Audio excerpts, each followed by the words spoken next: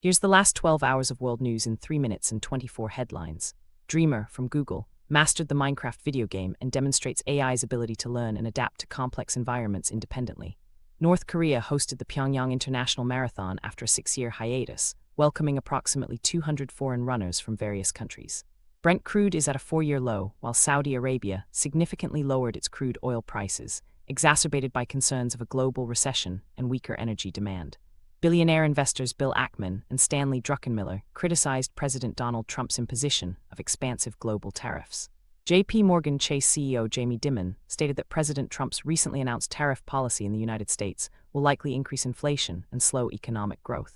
Taiwan proposed zero tariffs on goods to the U.S. to mitigate the impact tariffs on Taiwanese products. Apple and Samsung are shifting some iPhone and smartphone production to India to maintain U.S. market competitiveness. U.S. tech companies are facing off against EU regulators over the Digital Services Act and Digital Markets Act. Malaysia's Prime Minister is leading the ASEAN in coordinated response to U.S. tariffs imposed on the bloc.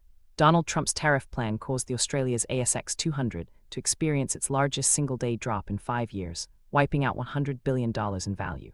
Hong Kong's Hang Seng Index dropped over 13%. Modeling suggests that the tariffs will not cause Australia's economy to enter a recession, while the Australian dollar fell to its lowest point since April 2020.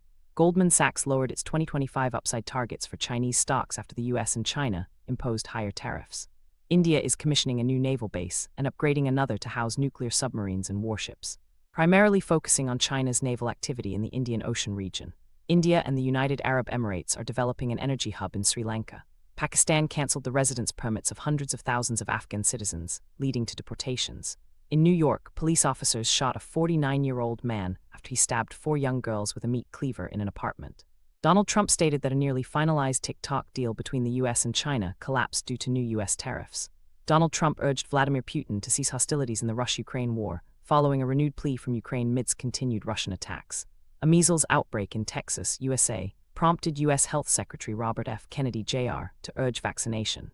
Following 2 child deaths and nearly 500 cases in the state, the Philippine and U.S. Air Forces began joint military exercises, called Cope Thunder, in the Philippines. A study reveals that reduced U.S. foreign aid may increase China's influence in Southeast Asia. South Korea will likely set June 3rd as the date for a presidential election, to protest Supreme Court coup charges. Former Brazil President Bolsonaro led a rally of approximately 45,000 supporters in Sao Paulo.